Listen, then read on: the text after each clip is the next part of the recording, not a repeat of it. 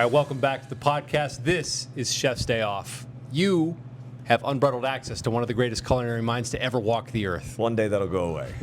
Please. My name is Marcus. I'm half of the Marcus and Corey Morning Show for iHeartRadio in San Francisco on Star 101.3 FM. And I'm Matthew Dolan. Dear friend, Chef Matthew Dolan. Again. From 25 Lusk here in San Francisco. Yes. Just happy to be here with this guy. So we hang out at Chef Dolan's restaurant every month or so. And I thought to him one day, I said, you know what, we should just, the things that we talk about are typically culinary. We're hanging out, we're drinking, we're doing whatever. I said, let's just bring everybody in and make a podcast. So today we're going to tackle something that has been intimidating me for years, which is sauces, right? Because sauces can bring a meal together. Fair to say? Absolutely, yeah. Okay. I mean, that oftentimes, especially classic French cooking, that's where the skill, where the technique lands. You made your protein, you made your veg, you made your carb, and you're like, this needs something. It needs a sauce. Now, I have a book for sauces at my house that is as big as the Bible, and it literally just says sauces. Every sauce you will ever need. I don't want to open it. It gives me anxiety. But it's more of a reference. It's not. You don't read the dictionary. How right? many sauces do I actually need? I think having 4 solid base techniques is in a my good back pocket. 4, but 4 sauces that give you the technique, and then variations can be made as long as you know how to make those 4. So now the French say there are 5 mother sauces. Yeah. Why have we distilled this That was down? 125 years ago. We've evolved. Now, true, we learned a bunch from those mother sauces, but and one of them is the sauce. One of the sauces we're going to talk about. Okay, so we're going to go kind of cold to hot, and we're just going to kind of break down every single one. Yep. First stop, vinaigrettes. Now, the biggest issue with vinaigrettes, they can break. You bring in your oil too fast, or you over season, or something went What goes sideways with a vinaigrette typically? Well, if you're making a vinaigrette, like a basic vinaigrette, where the basic ratio is 3 parts oil, 1 part of vinegar. Okay. So oftentimes you start with your vinegar, and the acidity in vinegar is going to be able to cook your onions. So you can use garlic or onions or shallots, make sure they're small, and you let them sit there for a while. You can just whisk oil, salt, pepper, and some fresh herbs. You have a classic vinaigrette. Okay. Before we continue, can we talk about how amazing vinegar is? I was just thinking about this on the car ride over. Vinegar is the great equalizer. If you need to brighten your flavors, you don't want to use salt, you throw in some vinegar. If you want to offset all that porky barbecue that you're eating, you throw in some vinegar. No, it's incredible. You need to make a salad dressing or clean your floors. Or maybe for a child science project like a volcano. What do you add? God. Vinegar. Look at how I've never met anyone who felt so passionately romantic about vinegar. I got so lost it, on the but car not like ride over. this. I was like, vinegar is the greatest thing ever made. You got lost 2 blocks away? What can't vinegar do? Lots. But it can ruin your food, by the way. Let's not. I don't want. Don't. Oh, I'm don't. stealing your thunder. Let's keep Sorry. it sexy. I took the Disney away from you. Don't. All Back right. to vinegar. All right. So the vinaigrette is. Tell me again. So let's give a basic 3 one. parts. What to what? Give 3 me the parts basic. oil. Hopefully a nice, like a good oil. Sure. Not extra virgin or like the kind that you're cooking with. Extra virgin is fine, but make an oil that you can taste and you like its flavor. Sure. And the vinegar needs to be specific to, like, certain things don't work with everything, like, and too much acidity can take over. Can we talk about how much you hate distilled vinegar? I don't hate it. I think it's a wonderful cleaning product. It is. It really is. Don't put it in your cooking. Don't cook with distilled vinegar. What do I It's cook with cheap. instead, Chef? I mean, I champagne vinegar, white wine vinegar. Okay. I mean, red wine vinegar. Banyuls is a great red wine It's vinegar. time to up your game. It's why we're here. Yes. The quick vinaigrette is, this is how we do it at the restaurant, is in the blender. Okay. So I'll take some. So not by hand. You Not can. With, not at with home, the, but if you don't feel like breaking out the blender and cleaning it because you and 2 other people are making a salad I dressing, like easy. Let's go back to the blender. go to the blender. So if I'm going to make a small amount of this vinaigrette, I'm going to have 1/2 cup of champagne vinegar, chop up some shallots or onions, throw them in there, buzz them. Do a little tablespoon of Dijon mustard, and then I'm going to trickle in my olive oil. I'm going to taste it, salt, pepper. I'm going to finish with some fresh herbs. As the blender's going, I'm trickling in my oil. Yeah, slowly, Okay. because now you've got everything mixing. And the What mustard. speed am I on my blender? Medium. Okay. So the mustard is what's going to take. Oil and vinegar aren't supposed to mix. The mustard's going to bring them together, right, Okay. to make a sauce. So Okay. if you like that thicker kind of vinaigrette, great. If you like the one that's loose, just remember, if you go the easy way in the bowl and you don't emulsify it with mustard, just before you serve it, you got to mix it up so that you get a little bit of everything. If you're completely lost, we're going to do this on a video for you, We are. and we're going to post the recipe on. You might as well follow Chef's Day Off Pod on Instagram. It'll all be right there. Anyway, please continue, Chef. That's it. That's so it. Vinaigrettes are that. So you go to the grocery store and you see vinaigrettes and salad dressings. A salad dressing is a vinaigrette that has like sour cream or something Right. like that, Right. or avocado. They all start like vinaigrettes. In the store, they're expensive and they use all sorts of chemicals. It's so easy to do it at home if you have a blender and then just taste it. And when does a vinaigrette become a mayonnaise? Oh, sorry. Or an aioli. An aioli. It's just at that point where you add egg yolk. Uh-huh. And more egg yolk. Some people add sugar to their mayo or their aioli. Okay. You could do that if you want. It's the same method. You could do it in a blender. You could do it by hand if you're feeling adventuresome. And a little bit more Dijon mustard to kind of bind it. But then you get that thicker consistency. So it's a Right. little bit more egg and a little bit more oil. And you're there. So let's move on. All right. We're going to tomato sauce next. Is that where you want to This go? is the one where you were excited about this. You were telling me. There is nothing like a good layered tomato sauce. But tell me, you said that something went wrong the last time you made a tomato Okay, sauce. What I happened? need to know the layers. So here's how I go. Olive oil in the pan, mirepoix in the pan, and then I add my wine. I reduce my wine almost all the way down. And now I'm adding maybe some anchovy paste, letting that cook a little bit. Maybe then I'm adding a little tomato paste, letting that cook a little bit. And now I'm adding my tomatoes. Or do I add my broth first? Do I add broth at all? This is a Have I gigantic question. Have I completely screwed this up already? No. It's a gigantic question. So How do you build a tomato sauce? I do not use mirepoix. I don't see the need for carrot. Okay. Because Too the tomatoes already have so much sugar. So you're adding in another sugar, and you're also adding in a starch that's not supposed to be there. So I prefer leek, shallot, onion, some garlic, and maybe a little bit of fennel, fresh fennel bulb. Okay. Dice them all the same size.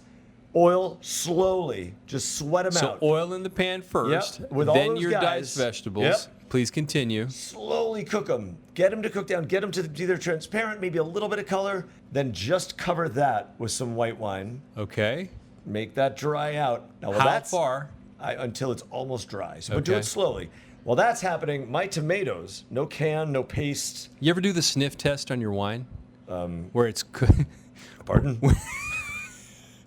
sorry, that came out wrong. Sure did. You pour your wine in, and then you let it reduce till you can't smell it anymore, and No. then it's good. I do the pour your wine in there, reduce it down until it's almost dry, so I don't have to tell anybody. If someone's like, "What are you doing, chef?" I'm like, Okay. the sniff test. And then I get to do It No. sounds weird when you say it out loud. We should move on. Move on. Okay. So then so the wine's almost dried out. Separate of this, I am roasting tomatoes, and at a high temperature, I want to get a little color on them. I'm going to take out the skins. Ugh, can I just use It takes- canned tomatoes? You can use canned tomatoes, but Is the there cans is there a marked difference? are huge. God. Huge. Roast your tomatoes and cook it down and stir. And when you get this flavor, now the sniff test comes in. Now smell all these beautiful things that are happening. You might need broth when the tomato season's. So you're telling me going to the farmer's market, getting the tomatoes, bringing them back, roasting them down, slicing the skins so they peel off easy, is worth it. It's a fresh. the change you cannot of- beat a fresh tomato sauce. A canned tomato can't beat this. I don't think so. I don't believe so. And it's not that much work to go get 10 tomatoes, cut them in half, toss them in oil and salt, put them in the oven, and then but getting back to the method, Yes. sweating out those and no carrots, no extra sugar. Okay. Those leeks, garlic, onions, shallots, maybe some fennel. Get that soft. Wine, bring that down. We're building a little Got acidity it. so we can Got taste it. them. Got it. Roasted tomatoes go in. Let them cook down. If you think it's too thick or pasty, you can add a little vegetable stock or chicken stock if you want. Then you can add some sherry vinegar, some lemon juice, some champagne vinegar, whatever you want, some balsamic vinegar. How long Taste do we it. cook it? How long do we cook it? I mean, for? I would say before you about- throw in the sherry vinegar. About an how- hour. Okay. Let thank it just you. simmer for about an hour and Thank see you. what's up, but stirring all the while. So if I'm looking at a menu and they're like, "This is an 8-hour short rib sauce," was that really necessary? They're just trying to show you that they care more than you do about time and cooking. How long No. do I really need to cook my red No, sauce? once your tomatoes are in the pot, and after an hour, and you've been stirring religiously, because the more it cooks, the more sugar is going to come out, the more likely you are to burn it. Then you can play with it. You can puree it at that point, and that's the best part about this tomato sauce is it makes a pureed sauce. It's the base of also soup making. You can do it with tomatoes, mushrooms. You can do it with other vegetables. In this sense, tomatoes. Now is the point where I'm like, okay, this smells great. It's fresh, but it's concentrated. Got good flavor. I'm going in with salt and pepper and basil leaves and coriander.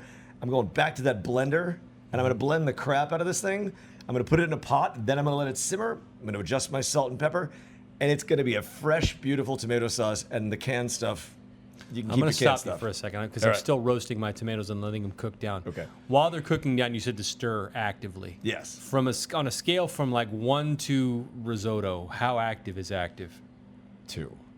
Okay, Meaning, so not that. If I'm Literally, cooking like, risotto, I'm not moving. but my buddy's Italian, right? He lives in West Pittsburgh, and his mom always says, if you pass the stove, you got to stir the sauce. I agree with Mom here. Okay. Yeah. All right. But the whole thing is just keep an eye on it. And, Okay. if it's an aluminum pot or a stainless steel pot, a wooden spoon's always the best, non-reactive, and you can just keep the spoon in the pot and just walk by and stir, Okay. So let's go back to you have blended all of this goodness together Mm-hmm. after the tomatoes have cooked down, and now you've poured it all back in the pot, and you're letting it simmer for how much longer? I'm ready to go. At that point, I'm just going to salt, pepper, and taste it. And I'm going Okay. to add lots of basil. I'm going to add maybe some chili flake, but I'm not going to do the anchovy thing because maybe people don't want that. Maybe there's vegetarians coming over. I don't know.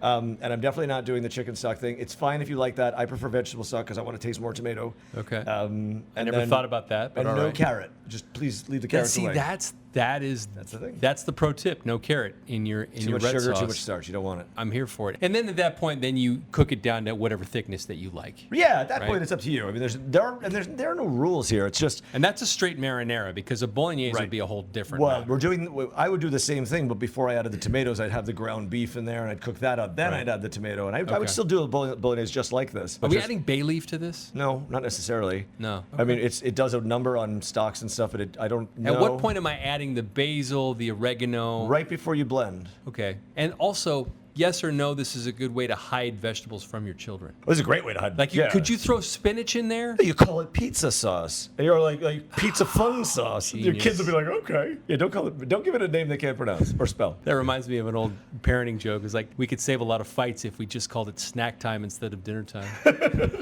All right, we got to move on. So Yeah. we've covered vinaigrettes, turning them to aioli, red sauce, and what's the next move? We're going to talk about hollandaise. Okay. Oh God. Well, listen, the hollandaise... Number one complaint is my hollandaise sauce broke. Yeah. Let's talk about what that means Well, and it's- is it fixable? It is. Because I've heard, oh well, at some point you got to start over. I don't want to start over. I got 10 people coming over for brunch. I got all these ingredients.